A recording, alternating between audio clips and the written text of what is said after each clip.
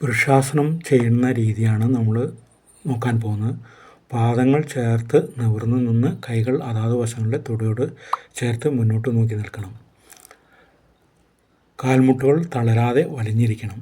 ഇടത് കാൽ മുട്ടു വളയ്ക്കാതെ വലത് പാദം ഉയർത്തി വലത് കൈ കൊണ്ട് കണ്ണയിൽ പിടിച്ച് സമതുലനം തെറ്റാതെ വലത് പാദം ഇരു കൈകൾ കൊണ്ടും ഇളം തുടയുടെ വലതു ഭാഗത്തായി ഉപ്പറ്റിക്ക് മീതെ വരത്തക്കണം. കാൽവിരലുകൾ കീഴ്പോട്ടാതെ പതിച്ചു നിൽക്കണം.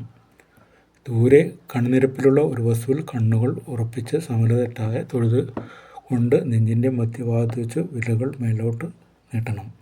ഇങ്ങനെ 2-3 സെക്കൻഡ് നിന്ന് കൈകൾ മുന്നോട്ട് നീക്കി തലയ്ക്ക് മേലോട്ടെടുത്ത് നീട്ടിപ്പിടിച്ച് കൈമുട്ടുകൾ വളയാതെ അതാത് വശത്തെ കാതുകളോട് ചേർത്ത് വയ്ക്കണം. സാധാരണ ഇതിൽ ശ്വാസോച്ഛ്വാസം ചെയ്ത് ഇങ്ങനെ ഏതാനും സെക്കൻഡുകൾ നിന്ന് കൈകൾ താഴ്ത്തി നെഞ്ചിൻ്റെ മധ്യഭാഗത്ത് വെച്ച് തൊഴുത് അല്പം നിന്ന് കൈകൾ താഴ്ത്തുക. ഇതുപോലെ വലത് കാലിൽ നിന്നും അഭ്യസിക്കണം. 3 തവണ വീതം ഓരോ കാലിലും നിൽക്കണം. ഇതുകൊണ്ടുള്ള ഗുണങ്ങൾ: കാലിലെ സ്നായുക്കൾക്കും മാംസപേശികൾക്കും കരുത്ത് കൂടും. ഏകാഗ്രതയും സമചിത്തക്ഷമതയും വർദ്ധിക്കും. തലമുറന്നും കാലൊന്ന് തെറ്റിയാലും വീഴാതിരിക്കും.